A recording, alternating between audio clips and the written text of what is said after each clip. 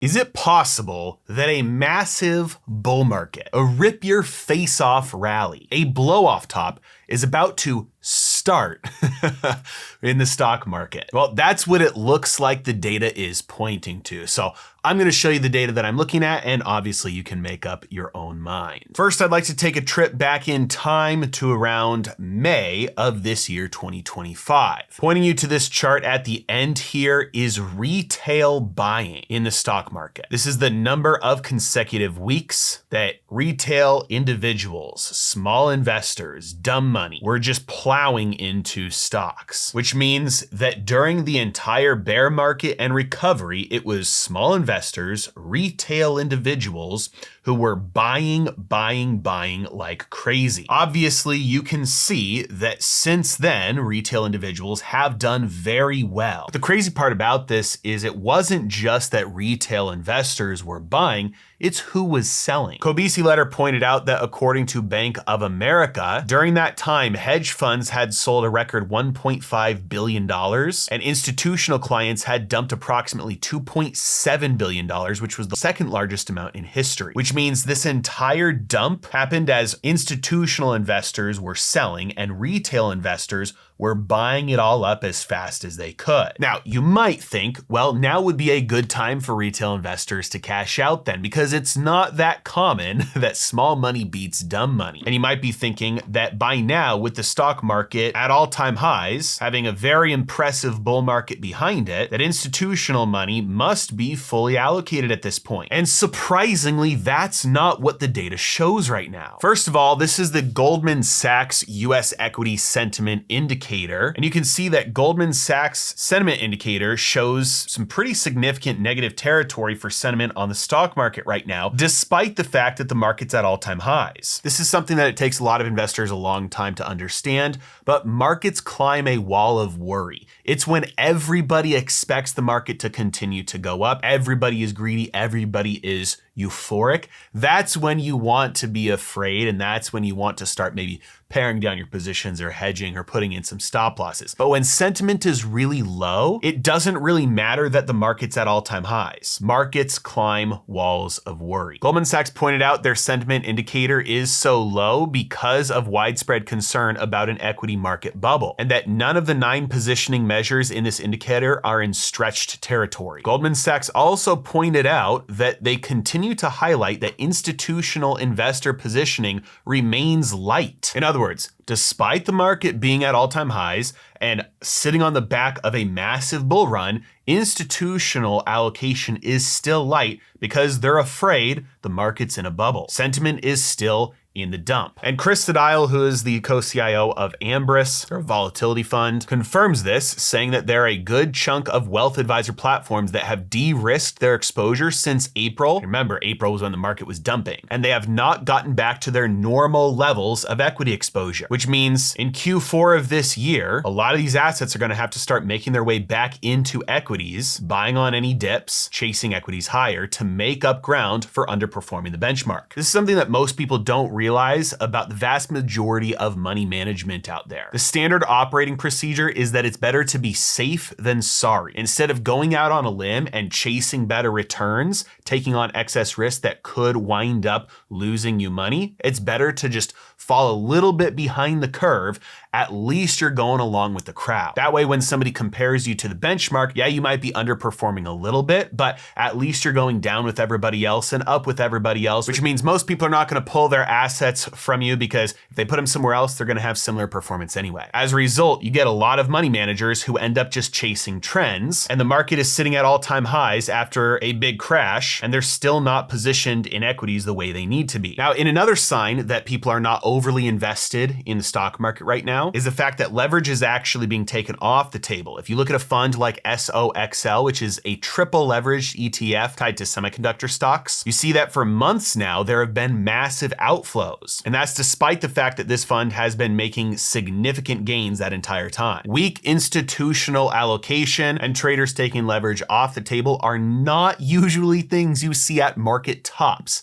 They're things you see before giant rallies. Now, by the way, if you're interested in learning more about how to use this situation to make money yourself, I am going to cover some standard practices at the end of this video that anybody can apply to their own portfolio. However, I am also about to launch a new beta test for a service where I'm going to be tracking a very special type of trade. These are trades that I believe could soar as this all plays out over the coming months and even years. And in the past, when I've run these beta tests, the people who did join had the chance to take home some pretty impressive returns. And so now that I'm running a beta test part 2, I'd like to extend that invitation to you. That's why on October 9th at 7 p.m. Eastern time, I'm going to be hosting a live Zoom call to explain what this is all about. We're going to cover things like, number 1, details on a specific category of assets in the market that I believe is about to explode over the coming months and quarters. Number 2, I'm going to cover how I'm already using these assets to generate double and triple digit returns, sometimes in a matter of months. And finally, number 3, I'm also going to be giving away 2 free stock picks on the call to anybody who shows up just for joining. If you're interested in seeing what this is all about, go ahead and just click on the link in the description below to sign up. Attendance on the call is free, but my beta test spots are limited. Okay, now I'd like to point you to this chart, which is another piece of evidence that we are nowhere near the top in the market. This is a table that shows every single time the Federal Reserve has cut interest rates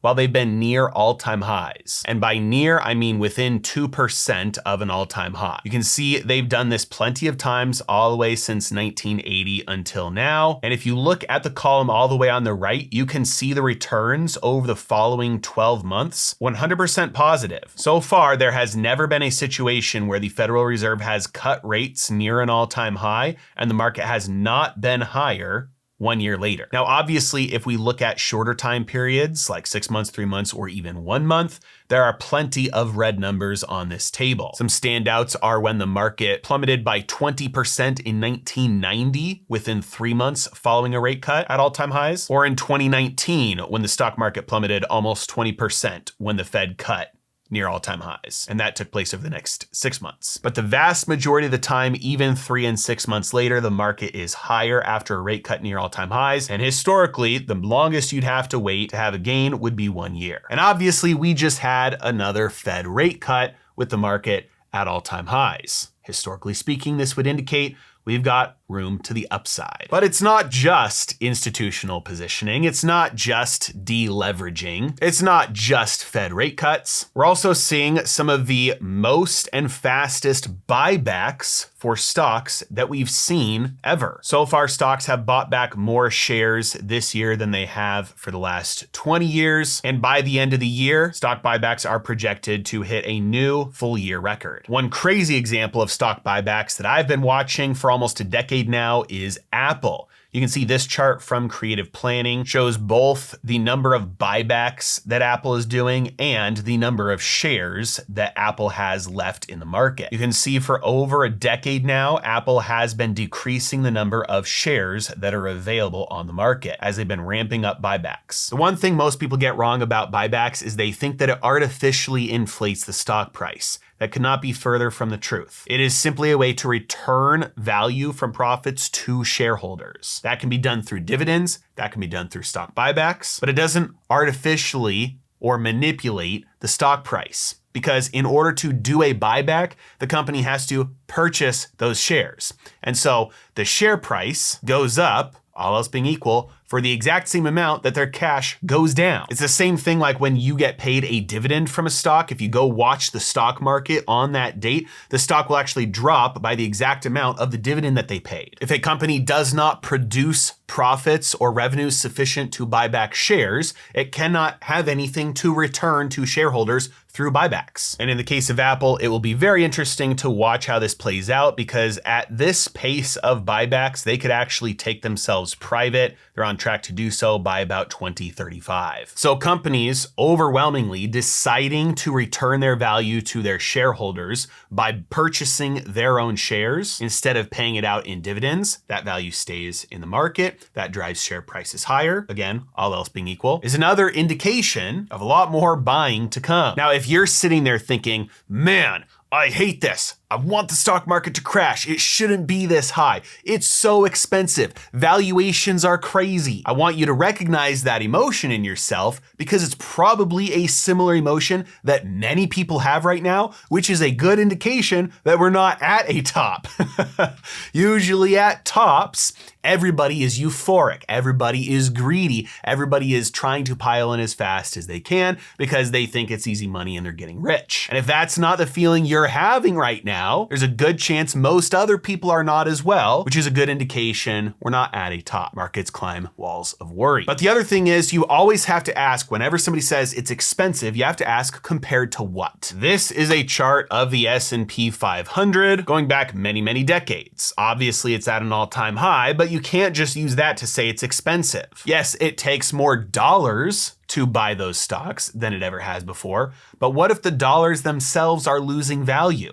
Now you have to compare stocks to something else. And if we compare the value of the S&P 500 to the value of gold, in other words, we're pricing stocks in gold instead of dollars, you get a very different picture. The blue line that you're looking at here is the S&P 500 priced in gold, and you can see that while it might look slightly elevated, it is nowhere near incredibly expensive territory. It's nowhere near where it was at the top of the market in 2021. It's nowhere near where it was, obviously, at the peak of the dot-com bubble, and it's also nowhere near where it was right before we delinked from the gold standard. But I have two other lines on here, a pink one and a yellow one, and the yellow line is the 200-month moving average. You can see we are literally right there at the 200-month moving average. And this pink line is the 500-month moving average. We are just below the 500-month moving average. So zooming out, looking at the S&P 500 priced in gold for the last century or so, you can see stocks are not extremely overvalued. They're not expensive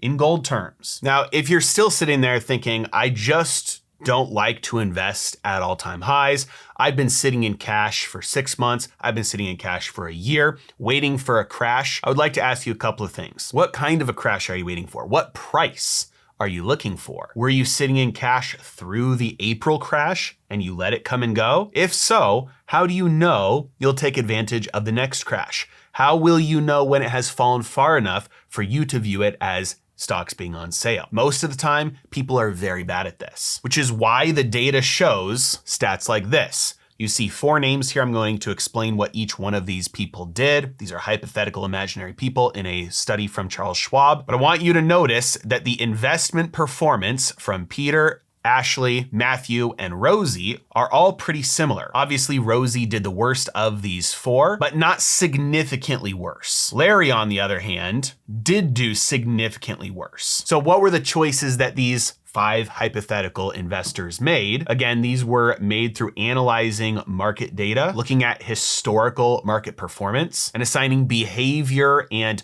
decision-making characteristics to 5 hypothetical people. So they looked at 80 separate 20-year periods, and then they created somebody called Peter, who always timed his investments perfectly. These were annual investments, and so of the amount that he was going to invest every single year, he did it at the market bottom. He ended his 20-year period with $186,000, which is why he came out on top. Ashley, however, simply put her money to work as soon as she received it each year. In other words, Ashley was not trying to time the market at all whatsoever. Anytime she had cash available, she just invested it. And you can see that while she did underperform, it was pretty close. Next, we have Matthew, who decided to dollar cost average, which meant that instead of investing as soon as he had the cash available, he would take his cash and just slowly invest it in equal amounts over the course of the year. Matthew also underperformed a little bit more, and that simply comes down to the fact that most of the time markets are going up. There are certain periods where the market goes down, but the vast majority of the time markets are going up. So the vast majority of the time, dollar cost averaging will have worse performance than lump sum investing if you have the cash available. So over most 20-year periods, Matthew slightly underperformed, but again,